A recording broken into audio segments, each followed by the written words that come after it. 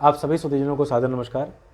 आज के इस वीडियो के माध्यम से हम बात करने वाले हैं दीपावली पर्व के विषय में कि दीपावली पर्व हम किस प्रकार मनाएं। वैसे दीपावली पर्व मुख्य रूप से 3 दिनों का होता है। हम इस पर्व को 3 दिनों में उत्साह के साथ मनाते हैं। पहला दिन धनतेरस का होता है, पहले दिन हम धनतेरस पर्व मनाते हैं। दूसरे दिन नरक चतुर्दशी या यम चतुर्दशी भी कह लें उसको, यम चतुर्दशी का पर्व मनाते हैं।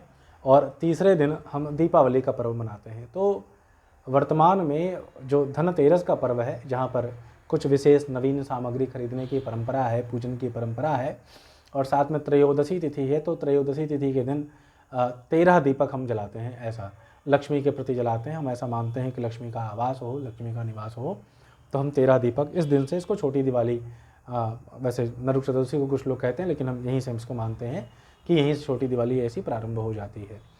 तो हम धनतेरस की ज़्यादा चर्चा नहीं करेंगे, हम बात करेंगे नरक चतुर्दशी और दीपावली पर्व की कि हम इसको कैसे मनाएं, किस प्रकार मनाएं जिससे हमको लाभ प्राप्त हो। तो कहा कि नरक चतुर्दशी शब्द से ही प्रकट हो रहा है कि नरक के कामना के लिए, यानी नरक हमको न प्राप्त हो, इसलिए हम नरक चतुर्दशी का पर्व मनाते हैं। तो कहा कि इस पर्व को मनाएं कैसे, ये पर्व मनाते कैसे हैं। तो प्रायः लोग इस पर्व को भूल चुके हैं कि हम इस पर्व को कैसे मनाएं।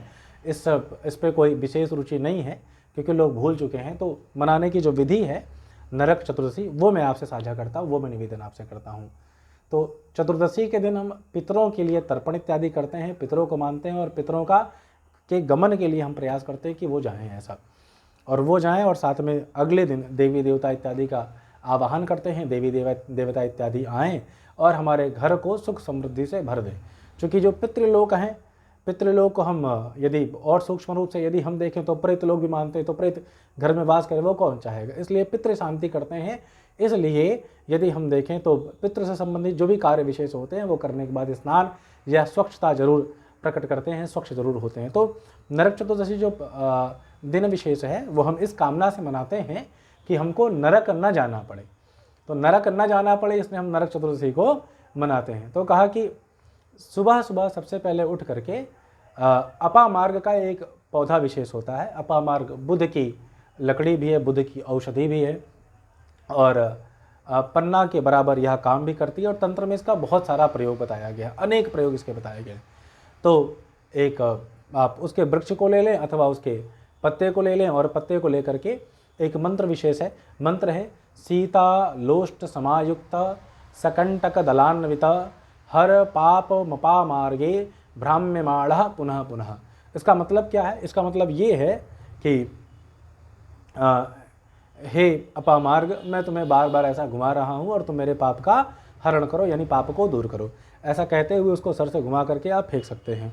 फेंकने के बाद जब आप स्नान इत्यादि करते हैं, स्नान करने के बाद तो हमें तिल का अर्घ्य पितरों को देना ही देना है। उसके पहले हमको क्या करना है? उसके पहले हमको यम की पूजा करनी। तो सबसे पहले आप स्नान करें, स्नान करने के बाद यम की पूजा करें। जो यम है, जो धर्मराज हैं, यमराज हैं, उनकी संख्या 14 बताई गई है।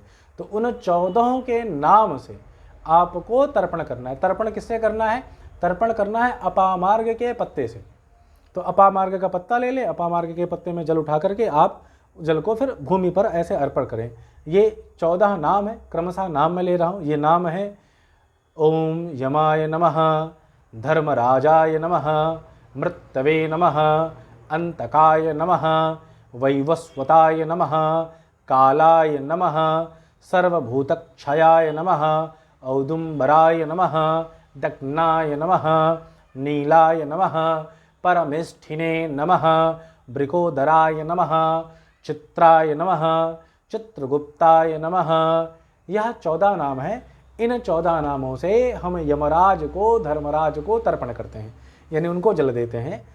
अपामार्ग के पत्ते से, अपामार्ग के पत्र से हम उनको जल देते हैं, और ऐसी कामना करते हैं कि यदि किसी प्रकार का अरिष्ट है तो वो अरिष्ट शांत हो और हम नरकगामी ना हो, ऐसी हम प्रार्थना करते हैं। ये प्रार्थना करने के बाद पितरों का दिन है, तो आप पितरों को तिल से अर्घ जरूर दें और अपसव्य होकर के दें। अपसव्य क्या है? अपसव्य अर्थात जो हम अपने बाएं कंधे पे जनेऊ चढ़ाते हैं, इस जनेऊ को दाएं कंधे पे रख लें, और दाएं कंधे पे रखने के बाद आप अपने पितरों को अर्घ दें। अर्घ देने के बाद आप फिर शुचि हों, शुद्ध हों, ऐसा। और फिर आप दोपहर का जो भोजन इत्यादि होता है सुबह का भोजन करें। ऐसा कहते हैं कि इस दिन यानी नरक चतुर्दशी के दिन यदि आप उड़द की साग खाते हैं, यानी उड़द के पत्ते का यदि आप साग बना के खाएं तो नरक को व्यक्ति विशेष नहीं प्राप्त होता है।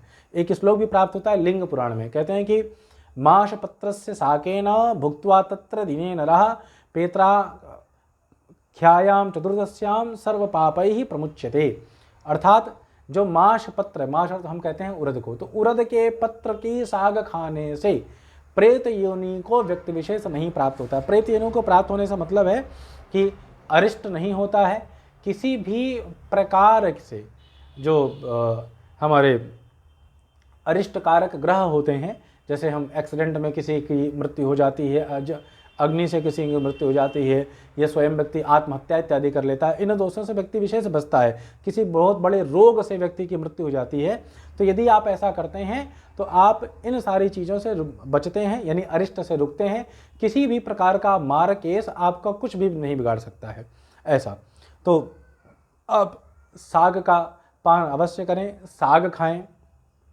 ये हमारे दिन के कार्यक्रम रहे।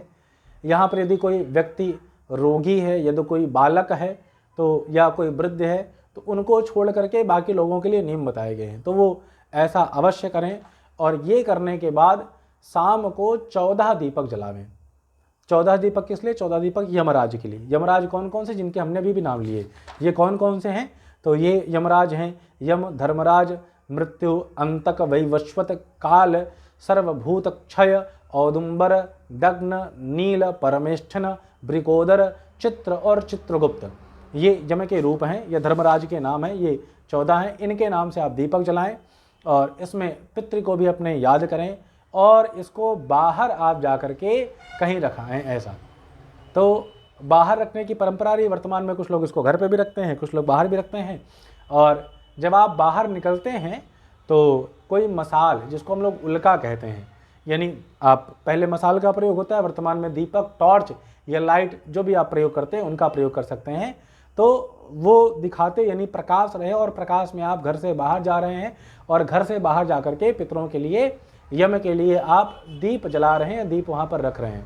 तो ऐसा कहते भी हैं कि उल्का हस्ता नराः कार्युः पितॄणां मार्गदर्शनम, अर्थात पितॄणां मार्गदर्शनम कुर्युः। उल्का हस्ता नराः अर्थात नर अपने हस्त में उल्का को रख कर के, अर्थात मसाल को रख करके और या लाइट को या प्रकाश को रख करके, पितॄणाम मार्गदर्शनम, अपने पितरों को मार्ग दिखाए, अपने पितरों को रास्ता दिखाए कि हे पितृ, इस रास्ते से आप पितृलोक को जाएं, अर्थात इस घर से आप जाएं, अर्थात आप हम लोगों को मुक्त करें और जो भी अरिष्ट इत्यादि उसको शांत करें और इस दीपक को आप ग्रहण करें। ऐसा कहते हुए आप पितरों के लिए दीपक जलाएं, पितरों को दीपक दिखाएं, पितरों को आगे ले जाएं। तो ये पर्व था नरक चतुर्दशी का। नरक चतुर्दशी के अगले दिन हम दीपावली मनाते हैं। दीपावली क्या है? तो मत्स्य पुराण में कहते हैं दीपैर निराजनान अत्र सैसा दीपावली स्मृता। इसका मतलब क्या है? इसका मतलब है कि दीपक के निराजन को हम दीपावली कहते हैं। निराजन क्या है? निराजन अर्थात आरती। तो दीपों की जो आरती की जाती है, दीपों की जो आरती की जाती है, उसी आरती के करने को हम दीपावली कहते हैं। अथवा एक शब्द यहाँ पर और भी मिलता है, दीप जमा अवली। अवली तो अवली अर्थात कर्म। तो दीपों की जो अवली है, दीपों का जो कर्म है, दीपों को आपने जो क्रम से सजाया है, उसी को हमने कहा दीपावली। ऐसा तो दीपावली के दिन हमको क्या करना चाहिए? तो कहा कि दीपावली के दिन सबसे पहले हमको घर इत्यादि को साफ कर लेना चाहिए और धन इत्यादि की पूजा करनी चाहिए। शाम को प्रदोष में लक्ष्मी का पूजन करना चाहिए। प्रदोष अर्थात जिस समय गोधूली वेला हो रही होती है, जिस समय सूर्य अस्त लगभग हो चुका होता है और अंधेरा प्रारंभ होता है, उस समय की स्थिति को हम कहते हैं प्रदोष काल। तो प्रदोष के समय लक्ष्मी का पूजन करना चाहिए, लक्ष्मी का पूजन विधिवत करना चाहिए। और ऐसा मनाते हैं कि लक्ष्मी घर में आती हैं। लक्ष्मी जब घर में आती हैं तो इसका मतलब कोई पहले से था। कौन था? क्योंकि लक्ष्मी आई है, अभी आने की हम कल्पना कर रहे हैं, आने के लिए मना रहे हैं, वो आई तो है नहीं। तो उनके ना रहने पर घर में कोई था, वो कौन था? तो वो थी दरिद्रा। दरिद्रा कौन है? दरिद्रा है लक्ष्मी की बहन। लक्ष्मी की बहन को दरिद्रा के नाम से भी जाना जाता है। ठीक, तो दरिद्रा और लक्ष्मी एक साथ नहीं रहती हैं। ऐसा तो जहाँ दरिद्रा होती है वहाँ लक्ष्मी नहीं होती, जहाँ लक्ष्मी होती है वहाँ पर दरिद्रा नहीं होती। तो शाम को प्रदोष में हम लक्ष्मी के आवाहन की पूजन करते हैं, लक्ष्मी को बुलाते हैं, दीपों की अवली लगाते हैं, दीपों को क्रम से निराजन करते हैं, दीपों को सजाते हैं। और यह करने के बाद हम रात्रि में जिस समय हम लगभग आधे सोए हुए होते हैं अमावस्या को ही, उस समय भविष्य पुराण का ऐसा कथन है, कहा कि एवं गते निशीथे तु जने निद्रार्ध लोचने तावन नगर नारी भी शूर्पिणी डिम्बवादिनी ही। अर्थात जो नगर की नारियां हैं, अर्थात जिनका घर विशेष है, वो क्या करें, वो निशीथे, वो रात को डुमडुबी करें। डुमडुबी अर्थात वो बजाएं। क्या बजाएं? तो कहा कि जो सूप इत्यादि है, जो सूप है या ऐसे जिससे और भी जो ऐसे बर्तन विशेष हैं, ढोल है, सूप है, या और भी कुछ बर्तन विशेष हैं, वो स्थान स्थान पे अपनी एक अलग परंपरा है। तो रात्रि को जब सो रही हो और आधी नींद में हो, अर्थात लगभग आप इसको रुद्र मुहूर्त कह सकते हैं, तो रुद्र मुहूर्त के समय में यानी लगभग 2 से 3 बजे के आसपास में, इस बीच में हमको क्या करना चाहिए, इस बीच में हमको घर के आंगन में प्रसन्नता से इन चीज़ों को बजाना चाहिए। इन चीज़ों को बजाते हुए घर के बाहर हमको पदार्पण करना चाहिए। घर के आंगन में बजाने से हम ऐसा मानते हैं कि यहाँ पर जो अलक्ष्मी थी यानी जो दरिद्रा थी, वो दरिद्रा घर से बाहर जाएं और वो बजाते हुए हम उनको निष्कासन करते हैं, हम उनको बाहर ले जाते हैं। तो जहाँ तक एक परंपरा विशेष है यहाँ तक जाने की, तो उस स्थान विशेष तक आप लेकर के जाएं दरिद्रा को, और वहाँ से फिर वापस आएँ और वापस आकर के हाथ पर इत्यादि जो धो करके वापस घर में सो जाएं। तो यह परंपरा है दीपावली पर्व को मनाने की, यह परंपरा विशेष है नरक चतुर्दशी पर्व को मनाने की, यह परंपरा विशेष है दीपावली और नरक चतुर्दशी को हम कैसे कैसे मनाएं, वहाँ पर क्या क्या करें। वर्तमान में लोग भूल गए हैं, वर्तमान में सिर्फ नए कपड़े पहनना, लोगों को मिठाइयाँ देना, उसके साथ ही यदि हम देखें तो रात को दीपावली जलाया, कुछ झालर सजाया, कुछ लाइट जलाई, कुछ मोमबत्तियाँ लगाए, कुछ दीपक जलाया, कुछ पूजा इत्यादि कर लिया और फिर सो गए। तो ये अभी थोड़ा सा कल्चर हमारा, थोड़ा सा जो हमारी संस्कृति है उस संस्कृति में बहुत खिन्नता आई है। उसका कारण विशेष ये है कि हम अपनी संस्कृति से कहीं ना कहीं च्युत हो गए हैं। हमारी जो अपनी संस्कृति विशेष है वहाँ से हम दूर शहर नगर में कहीं हम रह रहे हैं और हमको पता नहीं कि हमारे घर में क्या होता था, हम कैसे मनाते थे। जो हमारे पूर्वज हैं वो गाँव इत्यादि में रहते हैं और धीरे धीरे उनका स्वर्गवास हो जाता है या उनसे दूर रहते हैं, तो हमको कई बार पता नहीं चलता है। तो आपके अपने जो परिवेश हैं उस परिवेश में आप जाएं, अपनी संस्कृति की रक्षा करें, अपनी संस्कृति को आप बचाएं। और दीपावली पर्व को मनाने की क्या परंपरा आपके यहाँ रही है वो कमेंट्स बॉक्स में ज़रूर लिखें, और चैनल को लाइक, सब्सक्राइब और शेयर करना ना भूलें।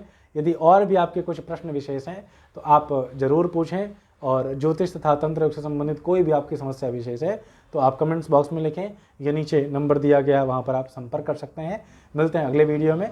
नमस्कार।